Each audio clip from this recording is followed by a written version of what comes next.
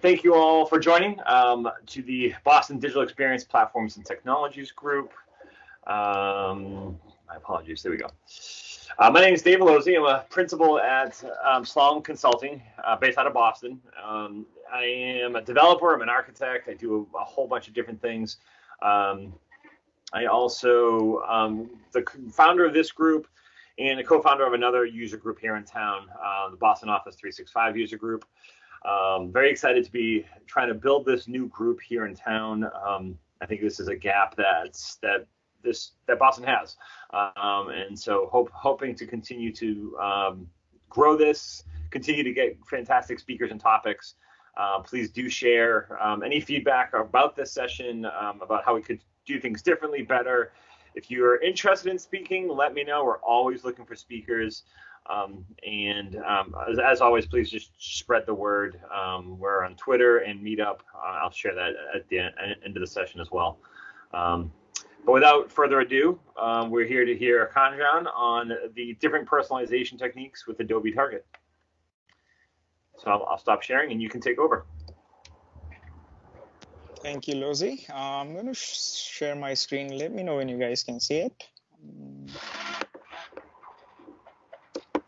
Okay, you able to see my screen? Yes. Okay, that's great. So, hello. We see the presentation mode. Oh, okay. I think it's the slide that is giving me an issue. Okay, I need to just disconnect my. Just disconnect. Duplicate works. I think I've been into this before. I just forgot which one works. How about now? Is this better? Nope. If you swap, yeah. This one, right? Okay.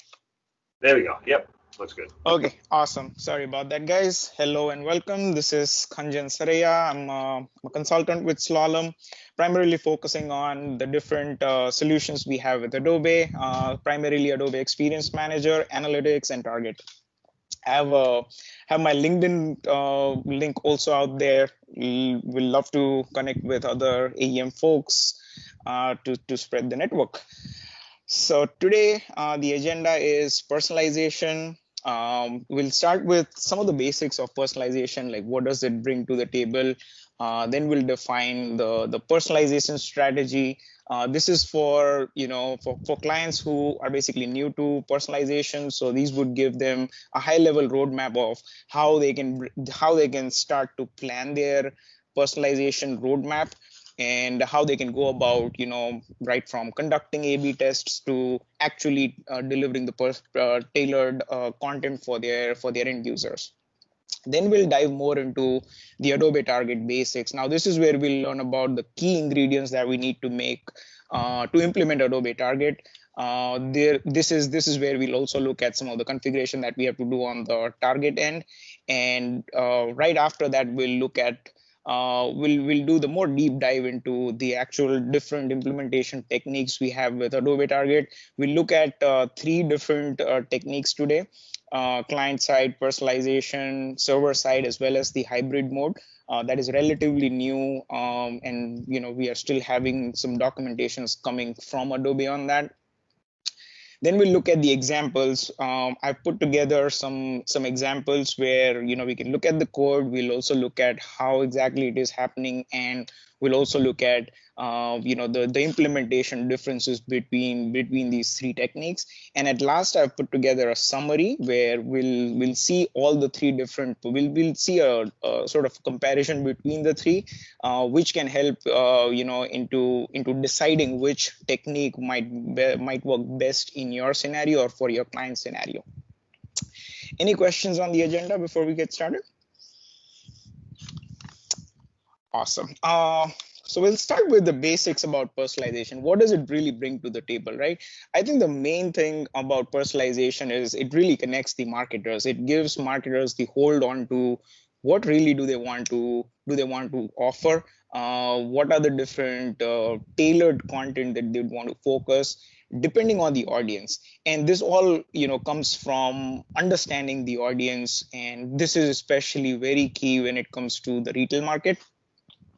The overall goal of personalization, I would say, is two things. One, to offer tailored content to the end user, which is more relevant to them. And I don't have the stats in front of me right now, but I was reading into one of the stats, and it clearly said that for it, especially for the retail customers or the retail websites, almost 34% of the people are actually losing interest just because they don't see the relevant content upfront. And that's where personalization techniques and all the different algorithms that it brings into table, that is where it really helps.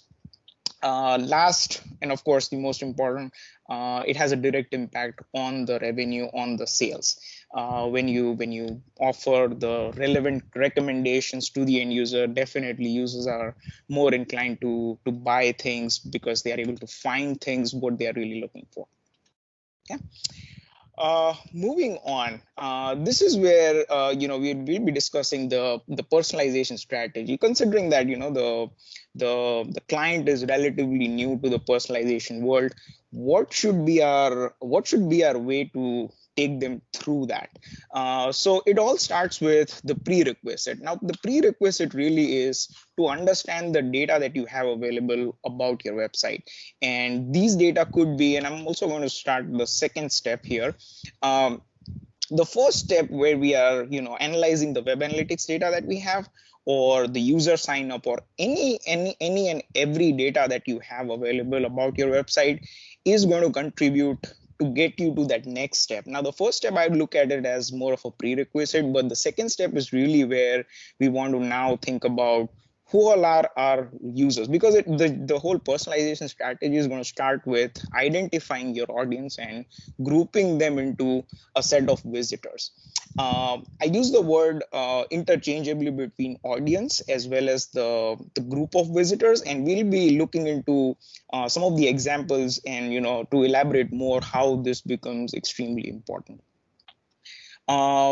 Your audience could also be based on the user personas, like what's the demographics, what are the different user attributes, are they returning users, have they made any purchases in past, or if they made purchases worth X amount of dollars, do we want to even personalize at that level? So all these kind of data helps you identify your audience and categorize them based on all these data parameters.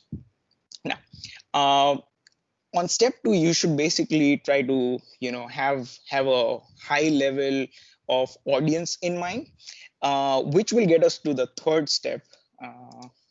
Which is planning the experiences. Now, planning the experience, we'll of course look more into what that actual experience means, but experience is really like the kind of thing that you want to deliver. Let's say a banner image could be an experience. So what are the kind of experiences what are the different banners you'd want to show to your website users, and what really works for them is what you really want to identify. That gets us into point number 2 and 3, which is creating multiple variations. Now, this is again very important. Creating a banner and creating multiple banners is really going to give your marketers an option to play around and test which version of the content works better for your client. Conducting an A/B test is really critical in this step of the process, because once you have your experiences in mind and once you have identified the group of visitors for your website, you can very well start to personalize the content right there. But you don't want to, you still want to hold off and make sure that you are doing your due tests before concluding that this is going to work. And A/B test is one of the feature, I believe you'll get it with not just Adobe Target, even with other tools, because it is such an important step. Second last point in this process would be analyzing the data. Now, this is where we are talking about the results that we have got from conducting the A/B test. If the test results, and this might very well happen, because if you are keeping your A/B tests running for just about like a day or 2 day, 3 day, you might not get conclusive results. So you want to make sure that you are letting the test run for enough time, and there are different formulas available which can help you guide through how much time is good enough for a certain type of test. Once at this point you have the test data analyzed, that yes, these are the things that are really working for us for this particular group. Last step in the process is to actually delivering that tailored experience. Now this is where you have the map between, this is my audience.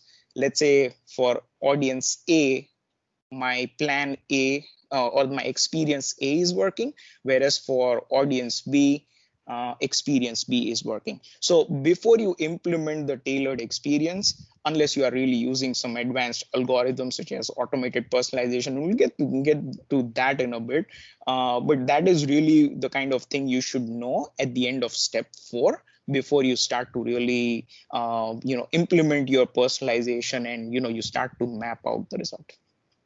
Any questions, guys, on the high level strategy that we are driving through here?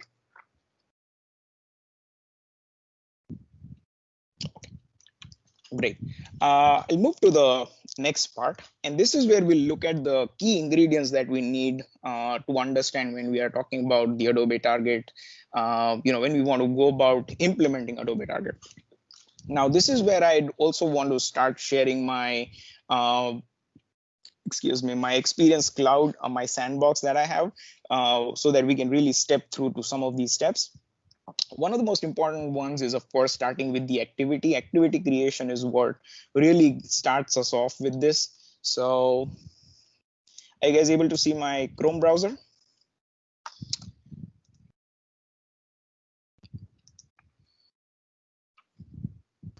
Yeah, we can see it. Okay, perfect. So we'll be looking into activity, audience, reporting options, and offers. Now, activity is the target activity, be it your A/B test. Anything in target is called activity, be it your A/B test, be it your experience rate. All the different type of testing you would need to do is actually called an activity in target. Next important thing is the audience. As we saw during our personalization strategy part, creating an audience is one of the most important piece of the puzzle here. Third is the reporting options. Now, we talked about the analysis or analyzing of the data a couple of times. So how do we really analyze the data, right? So this is where our reporting options comes in handy. And last is the offer. Now, offers is really the data that is getting returned to the end user after they are getting personalized. Okay, so I'll start with the Adobe Target interface.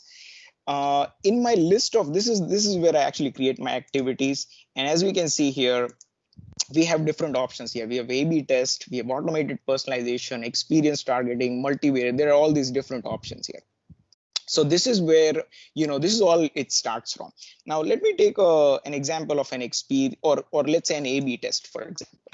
Now, when we want to create an activity in Target, there are basically two ways we can do this. One is the visual manner, and the other one is the form-based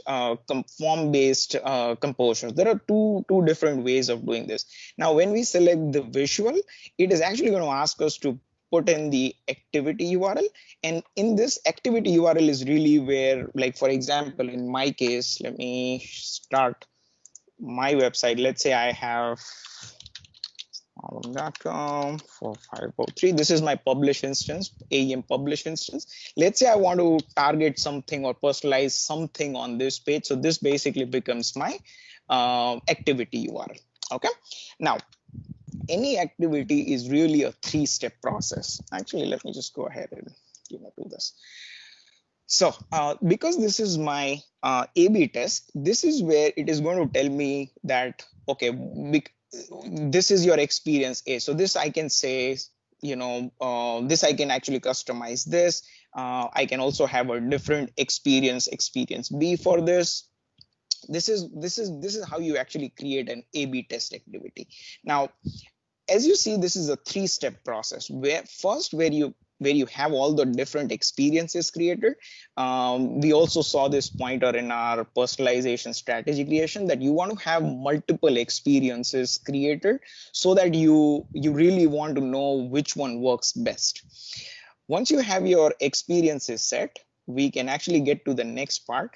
This is where you actually say how you want to target this. You want to split this differently. If you have 4 more experience, you can do 25 25, however you want to do this. And at last you have the goal setting. Now in the and you'll see the same exact 3 steps, even with experience targeting or any other activity that you create. This is just a sample, and we'll actually look at the actual target activity that I've also created for the illustration today. But this is just walking through what are the 3 different steps. It's a 3-step process, irrespective. Other than the recommendation, all the other activities are 3-step process. This is where the other portion comes into picture. How do we want to report out, when the activity is live? We have 2 options here. One is Adobe Target, the other one is Adobe Analytics. For our illustration, I've also created the reporting options in both ways. We have 2 activities that we'll be reporting in Adobe Analytics directly, and we also have something that is just getting reported out in Adobe Target. Last part of the puzzle over here is the goal metric. Now this basically indicates when do you call, or this is where we want to specify what to me is a success of delivering this particular experience. Now in this one, you can actually have different conversions. Like if somebody, let's say, clicked an element on the website, so this is where you can actually select that, okay, I delivered a banner, and if somebody clicked on this, click here to give a thumbs up, that's when I know that, yeah, this experience worked. So these are a high level of how you create an activity. Any questions on this, guys? So what would be the difference between reporting on Target and Analytics? Is there any, why would we want to choose one over the another? Yes, so Adobe Target, and we'll look at the Adobe Target. I'll just give you a sneak peek of that, but we'll definitely be discussing more about that in a bit. So this is one of the activities that we'll be looking at. This is one of the illustrations that we have, and for reports, for this particular case, I've actually selected Adobe Target as a reporting source here. So as you can see, this is the report that we get for when we select Adobe Target as the reporting source. Whereas if we go and select another activity where I've selected Adobe Analytics as the reporting source, in that reports section, we actually see this link, view in analytics.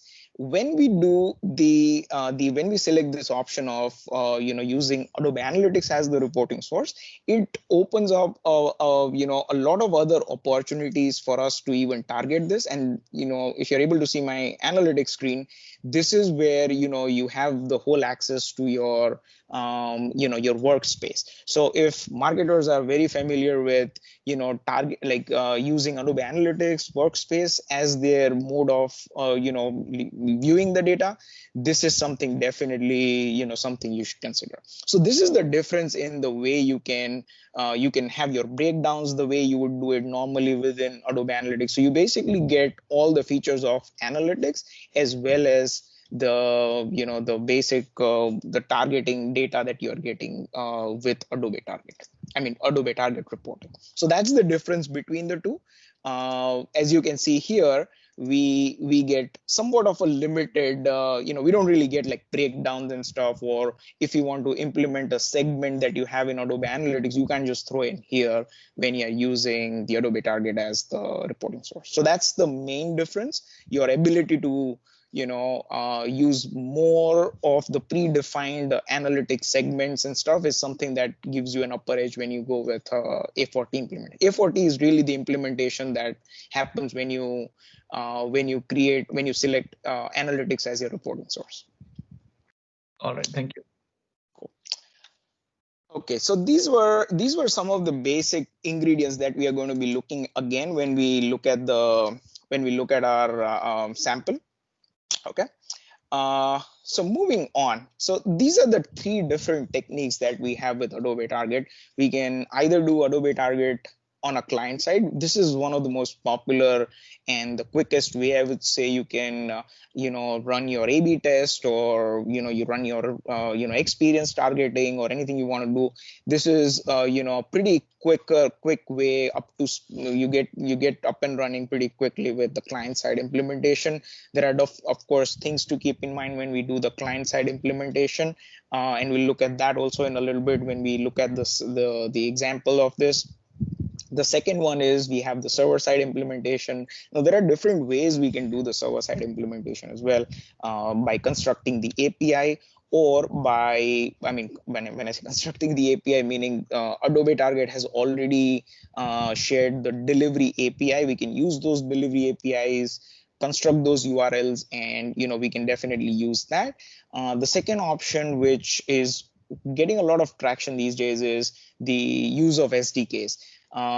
Prior, I think until before November last year, there was only one SDK available, that was a Node.js SDK. But in November last year, they also released the Java SDK version of the server-side implementation. So now we basically have two different ways of the two different SDKs that are out there for implementing, and these SDKs under the hood, of course, uses those same delivery API, server-side delivery API. But the benefit of having those server-side delivery API is also, if you have like IoT devices or something, you can certainly make use of those delivery APIs to use that. The last one is hybrid. Now this is again this is something relatively new, and it's only available with the most latest AT.js library that we have. And it also has, and again, I'm going to be putting this as a note as well at the end. At this point, hybrid implementation or hybrid implementation can only be done for the activities that are created in the visual editor. So when we were creating the activity, we saw two options, form-based and visual. So hybrid implementation can only currently is supporting the activities that are created using the visual experience composure. So that's one of the key things we want to know. But the way hybrid personalization works is really, it gives you a combination of both client as well as the server side. It's kind of like basically using both. By and large, it basically does the fetching of the data server side and then results in client side. So we're going to look at all these three examples. I've got 3 pages, and that gets us to our examples that I put together. Any questions so far before I share more about the examples that we put together? Any high-level questions We're seeing the presentation view again. Oh yeah, sure. Okay, cool. So okay, I'll share the examples that we have before we deep dive into each of those. So for our illustration today, for our demo today, we've got 2 users. We have John from US, and we have Jane, who is from Canada. So these are the 2 users we will be using, and we'll be giving them personalized content based on the country they're coming from, and based on whether on their gender. So these are the 2 type of rules or 2 type of audiences we are going to create, and depending on them, we will be giving them personalized offer. We have 3 pages. It's a 3-pager website that put together. One is the first page is going to be a welcome page. The second page is going to be a products page, and third is the special offers. And we're going to look at all these 3 different pages. Welcome page will be using a client-side personalization. My products will be using server-side, and special offers is going to look at the the same personalization technique, but in a hybrid manner.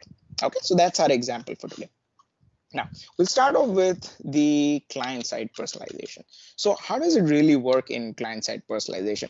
I think the key thing to note here is the way... Khanjan, yes. Khanjan, we are seeing the presenter mode of the slide. Oh, I'm sorry.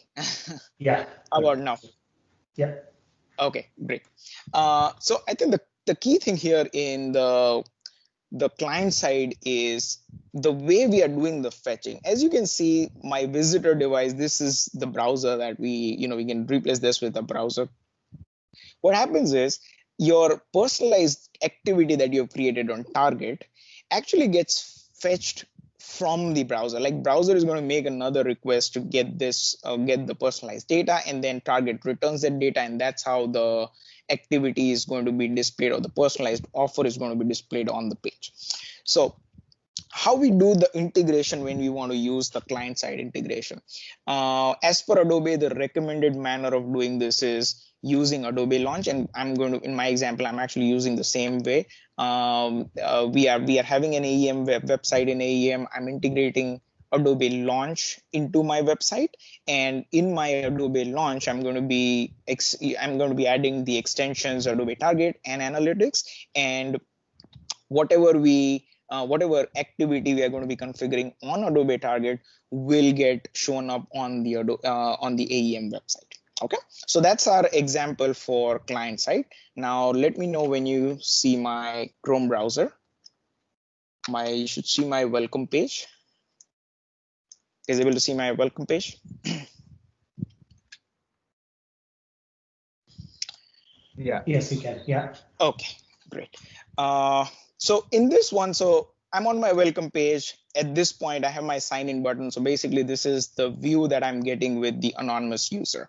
Okay. So what is going to happen is at this point, my website doesn't really know anything about the user. So what I'm going to do is I'm going to go here and I'm going to say John Davis.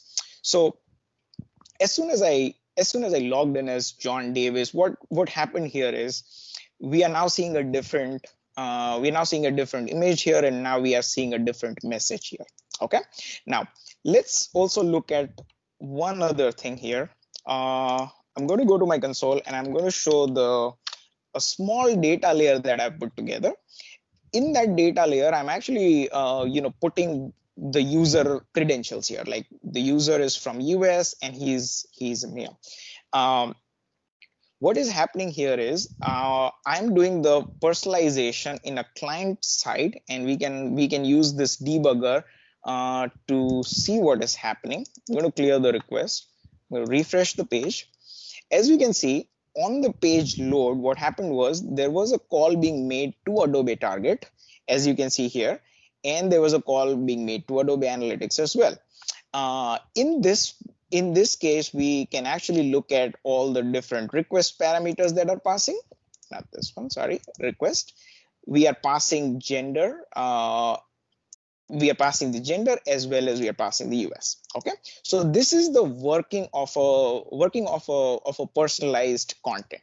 But let's look at what's happening on the target side. Like how are we getting them this result? So we'll go to welcome page activity. This is the activity that I've created. Okay, it's an experience targeting. Experience targeting is something you do as a result of an A/B test. I'm of course skipping through the part of doing the A/B test because illustration wise, when we want to show it, this is an easier way for me to explain this is how the difference is. That's why I went with this example. So in this case, what I'm doing is I'm putting my URL here. This is the activity location. In this, I'm going to let me edit the activity. So in this, I'm actually putting my two audiences here. As you can see here, it says DXPT, American users. We have the Canadian users. These are the two audience we are working with on this example. When it is this audience, which is a mapping that I'm having, experience A, which basically means I'm going to be showing them this image, and we are going to be showing them the welcome to the US message.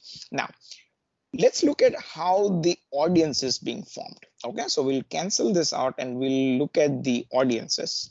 Okay, my audience is this is the audience that I've used. Now, if I edit this, what it says is give me when the parameter that I have is DXPT-country. This is the parameter, and if the value is US, then I would identify that particular user as somebody who is browsing from America, and I'm going to be giving them the personalized offer. Similarly, for Canadian, I would be, using the same parameter, but using the value as Canada. Now, the question is how does it go from our website's data layer to Adobe Target? Okay, this is where our Adobe Launch comes into picture, where we are using these two parameters as a data element, and we are passing that in our request. So we'll look at that quickly. We have a data element that I've created. We have our country, where we are passing the same digital data object, digital data layer. We are reading this value of country from the digital data layer, and I will go to discard it. Want any changes? And when I'm invoking target, that is where I'm adding the parameters to this request. And this is where the mapping lies. So to summarize, what we did was we have our variables that we want to, create our audience based out of, the parameters. We put that in a digital data layer. We got that fetched in Adobe Launch, and we are passing all that parameters before we are firing the Adobe Target page load request. When this happens, it already has all the parameters, and once the request reaches Adobe Target, we have our audiences that we have created to make sure that they look at the parameter they have received, and based on that, we are creating our activity based on that particular audience. Any questions on this, guys? On how we are able to achieve it from our digital data layer all the way to creating an audience based on the parameters we have sent. Any questions on this, guys? So Khanjan, on the site, right? So I understand like launch is basically reading the values and passing it to target, but where is it in the site? You have that as a hidden parameter or something, someplace where it basically sets on the page load? So yes, so in my case, I have used it in the form of a data layer object. That's where it is reading it from. But let's say if you have it in a hidden parameter or any way, from DOM, if it's available, accessible, you can certainly do that. And your audiences can even be, you have other options as well. If you go to your audiences, you can actually create an audience based on different parameters. There are all these out of the box parameter also that you have available to form your audience. At the same time, you can go with custom and create anything that you also have in DOMs, and you can also have a combination of these. So creating an audience has a very powerful way of that. It gives you a lot of flexibility into creating your audience. But one of the, of course, the more popular way is, of course, to have the user profile or any of your data based on which you want to do your audiencing, have that in your digital data layer and have that fetched. So that becomes an easier way to even track, how your data is flowing from your website all the way to Target. And we can create audiences from our Adobe segments, analytics segments as well, right? Do you want to refer to maybe the audience manager? Yeah. Yes. So audience manager also, so the way, let's say you have, a list of your audiences in audience manager, right? So you can also have that exported to Adobe Target so that you have one common repository. And I think I should have one of these. So you see how the source says Experience Cloud and, AAM integration. So that's basically coming from the audience manager. So this particular activity is something, you see how it's not giving me any edit option here, because that is coming from the audience manager. So you can definitely have that as well. If you're using all these tools, you can certainly have one common repository of all your audiences, and you can have that sync between your Adobe Target and even your segments. So that has to export it from AAM, like Audience Manager, to Adobe Target for you to use it. But that definitely is an option. Okay. Great. Sorry, Khanjan, one more question. So when you did fire the first, when you showed us the debugger tool and we're firing, there were 2 calls that went to target as well as the analytics. Right. So what is the analytics call that was fired for? So what is that? Analytics is something that I have configured, as my regular page load and things like that. Page load. Okay. Yes, it's something that I've created just for that. But actually, that brings up one more point I wanted to clarify. When I created the activity, especially for the welcome page, okay, I'm going to edit this once, and this might actually, expand a little bit to your question as well, Sridhar. So in the goal settings, I have actually created this. This is where I'm actually setting Adobe Analytics as the reporting suite. So this is when I'm using A4T implementation, which is Target Adobe Analytics for Target implementation. So this automatically gives me an option to select which report suite I want to send the data to, and that's really all I need to do when I'm using client side and if I want to do A4T implementation. Now, the 2 calls that you saw in the debugger, that is not necessarily because of this, because sending the data to report suite when the target activity happens between target and analytics on the server side. So you won't see, like, if I didn't had the regular analytics call, like web beacon fired, you would not have seen the second call in the first place. That actually happens between target and analytics, internally, and we don't need to send a second web beacon call to that. It's just that my website happens to be using both. That's why we saw that. Okay, I hope that clarifies. Yeah, makes sense. Thanks. Cool. So that was the client side implementation where we are using everything from outside, absolutely like one time setup and everything can be done. And this is how the reporting looks like. Now this is I'm using it in Adobe Target, Adobe Analytics workspace. These are my experience A, these are my B. All the activity conversion and everything is getting tracked. And if you, in my case, unfortunately, I don't have all the EVARs and things configured, but if you have segments and EVARs and everything, you will be able to play around by, let's say, for example, if I want to, this is some of the out of the box, but if I want to, have further division into this, we can certainly do that. So this is the additional feature that you're going to get with A4T implementation. Okay. So this was the client side. Now we'll move to our second example. Any questions before I move to the next integration? Okay, so we'll look at the hybrid implementation here. Now, let's share my screen again.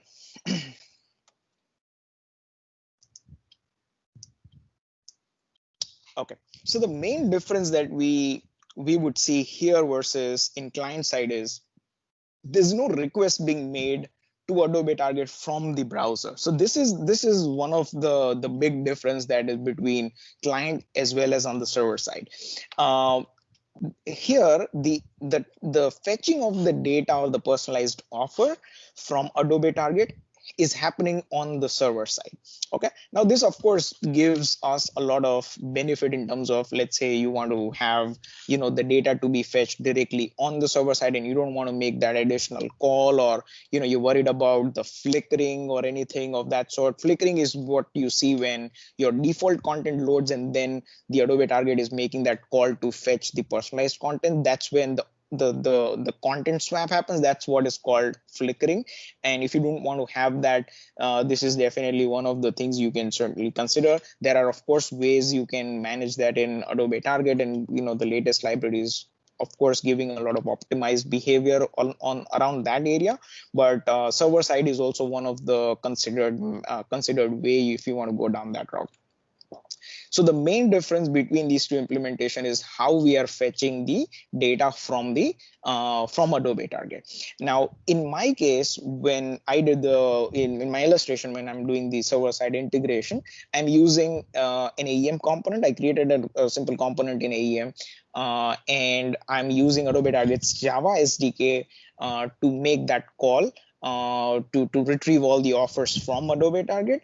And while we will be looking into this, we will also look at like verify the implementation on like, sure, how is it different? Am I seeing those additional calls to Adobe Target and what? Okay, so I'll move to the to my example, which is okay. Slalom. Oh, did I had that open somewhere, right? Okay. So we look at the same example, but as you know, we are, is my welcome page visible, guys? I don't know which one I'm sharing. Yeah, we can see it. Okay, so I'll go to No, we are seeing the presentation now. Oops, sorry. I was Yeah, right ahead. right. Okay. Okay, cool. So now I'm going to go to the My Products page. Now in My Products page, this is where we are, and let me do one thing. Let me sign out first. Okay, this is where we'll see the anonymous user view.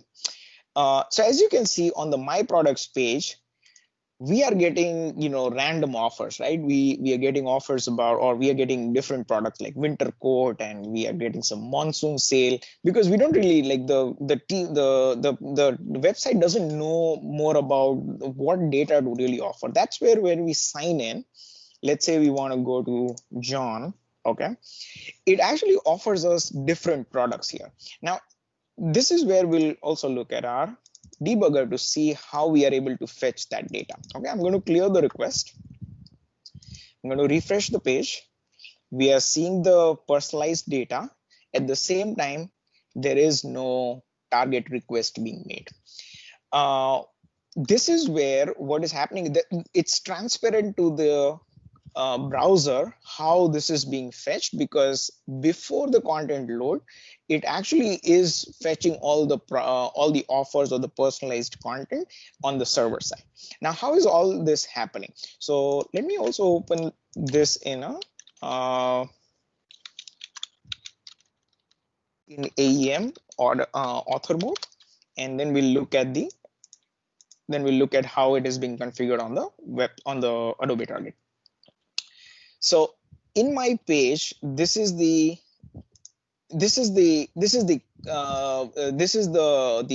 component I have created. All I'm doing is I'm just passing an mbox ID, and we look at how this is configured. And Adobe Target on the server side, it is making that my HTL through a Sling model is actually able to fetch this detail. Okay, so we'll start with looking into what is happening on the target end before we get to looking at the code. So for this one, I've actually created this, and as you can see, the activity location is DXPT My Products. Now this is actually created in a non-visual way. This is where we are actually creating an mbox, and if I edit the activity, this is where I have all the different experiences created. Okay, for all visitors, I'm going to offer, oh, this is a non-visual way, so please bear with me on that. But as you can see, I'm responding them with winter jackets and monsoon sale. This is basically for all users, but when I know that it's a male who is browsing the website, that's when I'm going to pass them some boots and some more personalized offers. At the same time, I'm targeting it differently here. So that is how a server side, and one of the things to note here is when we are doing a server side implementation, it absolutely has to be created using a form based. It cannot be using the visual, because when we are invoking that, we wouldn't have any visual way to point out where to really put the personalized offer. So that is one of the key things we need to keep in mind when we are going the server side here. So this is all really the configuration that you need. Now we are seeing a different audience here, right? We are using DXPT male as an audience. So I'm going to go ahead, cancel it, and really quickly we'll look at that audience as well. The real difference between the previous audience and this audience is the parameter that we are passing. We are just using a different parameter, DXPT gender, instead of DXPT country from the previous audience that we had created. Okay, so this is the setup we need. Now, how are we making a call to Adobe Target from our HTL or from our Sling model. So that's where our Adobe Target's Java SDK comes into picture. This is the Sling model that I've written. Are you guys able to see my IntelliJ? No. Okay. How about now? Yeah. Okay, perfect. So this is where these are all the different utilities we are going to we will get. So are really the code to fetch the offer, and this is where my inbox ID is coming from what I've authored in the dialog. This is all it really needs in order to create this, and this is where we are also passing the inbox parameters here. So these are the different parameters, and this, when I say user profile parameters, is really putting the country and the gender. And what we are really doing here is we are making the call to the Adobe Target through Java SDK with just like 10 lines of code, which if you would compare it to the server side APIs, you'd have to go through a much longer process of constructing that API and making sure that the workspace is defined. And there's a lot of parameters that you need to define, whereas this is the more structured way that our SDK is helping. Any questions on how this is happening? And let me also show, this is the component HTL, as simple as this, where we are just making use of the Sling model, and we are just returning the personalized content, which is nothing but the response that we got. We are really just getting them as a string, and we are just passing it to our HTML copy.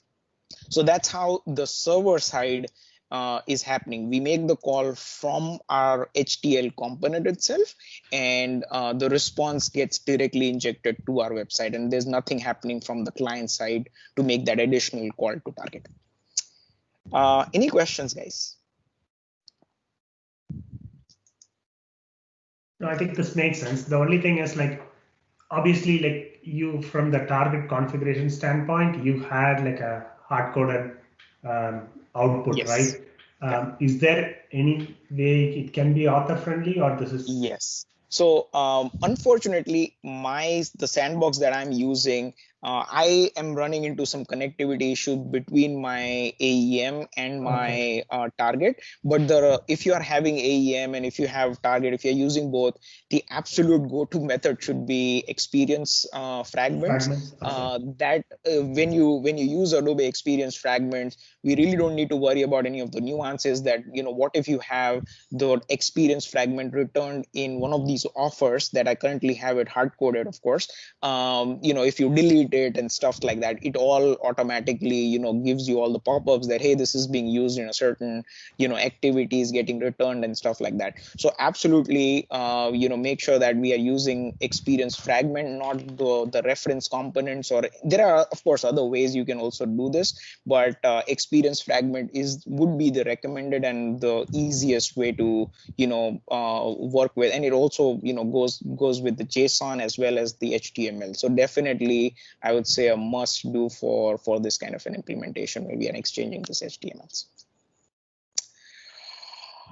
So that's about the server side. Now, one of course, the nuances I'm also going to mention afterwards, but one of the, of course, the things to keep in mind is when we are doing the server side implementation, it definitely is a cacheable response. So when we look at our page source, we are definitely going to see our our content being cached on the page. So if you have dispatcher cache and all the different CDN cache available, you want to make sure that this is uncached, especially because otherwise you would keep on updating the activities, and you'd be running different offers in Target and you won't be necessarily getting it here.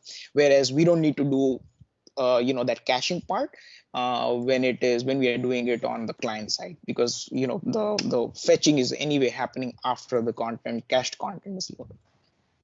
So that is the server side. Now I'm going to go to the next one, which is the hybrid. Are you guys able to see my presentation again? Yeah. So the main difference between the hybrid and the server side is we are still, even in the hybrid method, we are using the fetching of that data using the target Java SDK on the server side. But what we are doing is, instead of making instead of creating a component or anything, what we do is we fetch all the content and we set it in a variable. We'll be looking into that variable called server state, and we need to do an override so that target does not make any additional calls. So that's really giving us the best of both worlds, where we can use the visual experience, which is not allowed in the server side, whereas it is allowed in the hybrid method. At the same time, the fetching is done on the server side. Okay. Now we are using the same ingredients here to make the hybrid integration as well. Now let's look at that example. Now, on the special offer page, this is where I'm actually having the if I go to this page, if I go to this page on author, I won't have any of those target enabled components or where I'm putting any mbox ID. So what I'm doing here is I'm actually creating the whole activity. Let me go to this. So this is how I've created the activity here. It is using the same visual method that we used for the client side implementation. As you can see here, the activity location is the special offer page. And if I edit this, we have the same two audiences that we have, and we are giving them different offers. Like, for example, for here, I'm giving them a certain offer versus, unfortunately, this is okay. It's some HTML issue because of my smaller screen. Okay. Yeah, I think here. So for female, we are actually giving them an offer on footwear, whereas to male, we are giving them some 20% off on clothing. Now, implementation wise, the major difference lies into the part where we are fetching it, right? So let's look at this one. We are refreshing the page, but we still do not see the Adobe Target call. Now, what's happening is, if we go to the inspect and we go to target global setting, now this is the key here.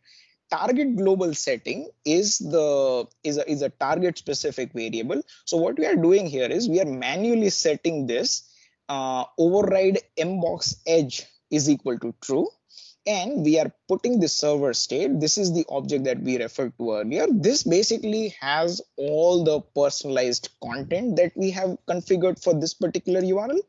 All the things that we have configured for this on the target end is actually getting pushed to the page ahead of the whole page load.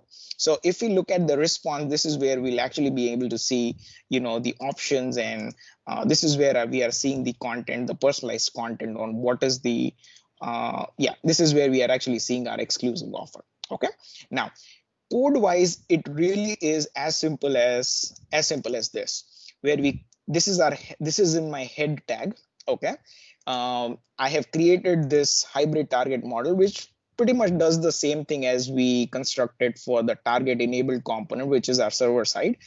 The biggest difference between server side and this is this parameter, where we do the override mbox server, and we set everything we have received for that particular URL into this particular object. Once this object is populated, my Adobe Target, which is coming through Adobe Launch in this case, is not going to make an additional request to Target to fetch the offer. Now, if I just remove this script, it is start to make the call to Target, just like the way it works in client side. So that's the key difference that separates the hybrid server side and the client side method. Is any questions on the hybrid implementation, guys? Because this is relatively new, and I was just practicing about this and just learned about a few things that I also want to share with you guys. But any questions overall on how they are different in the way they are implemented?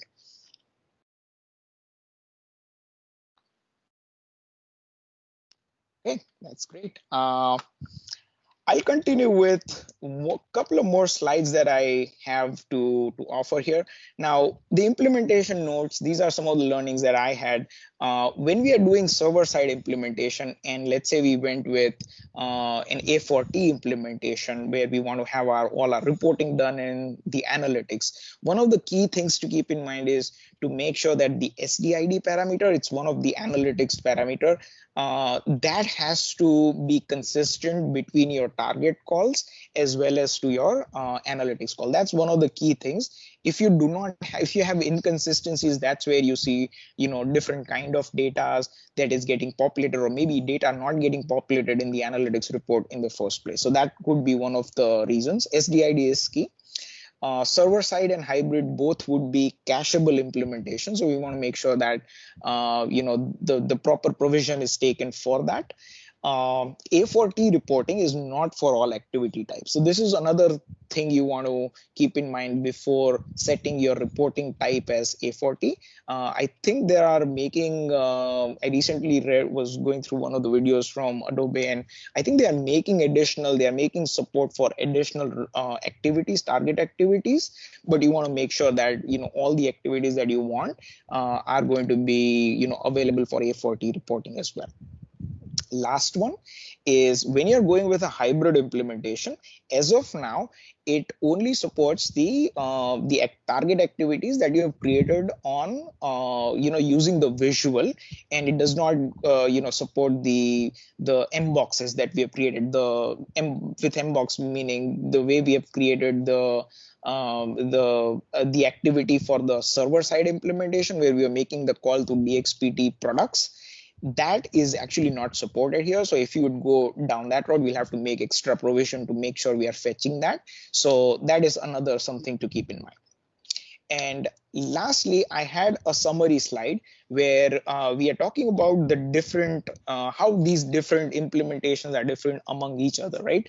Of course, one of the things to look at is how we are doing the activity creation in client as well as in hybrid.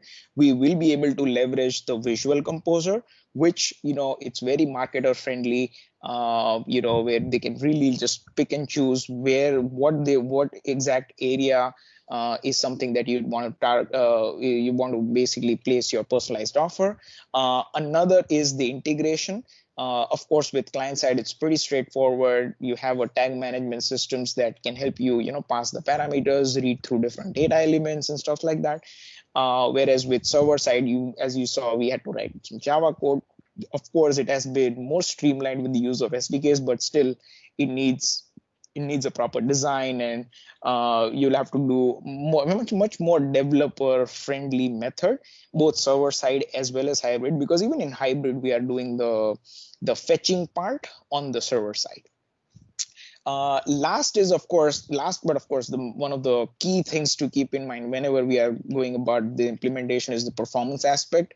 With client side, while they are optimized with the latest library by making more of these M-boxes calls and these client-side calls more asynchronous in nature rather than the previous library, which was M-box, and everything was synchronous. So Flickr was one of the major critique against this method of implementation a couple of years back, but now they have definitely made some improvisation there, but definitely something worth considering whether it matches your requirement.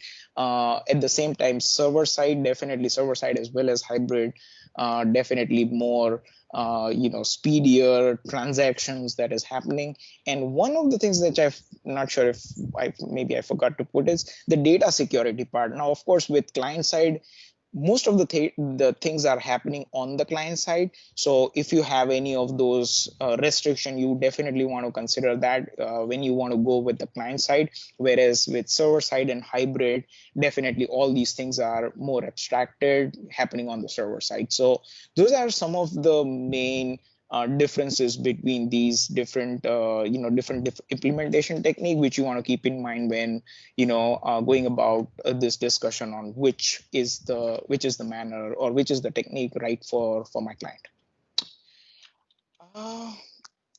I have a couple of important links that can be useful when we want to make the different ways of doing the server-side targeting and what are the different target APIs that are out there. That's all I had for today. Thank you so much, guys. Is there any questions that I can answer? I can help to elaborate or anything. I know we are just about time. Any questions, guys, that I can elaborate on?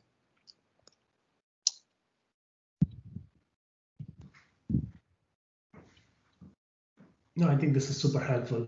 Like getting into the demos was very beneficial. Thank you. Great. I'm going to stop sharing and back to you. And thank you all for joining the call today. Thank you.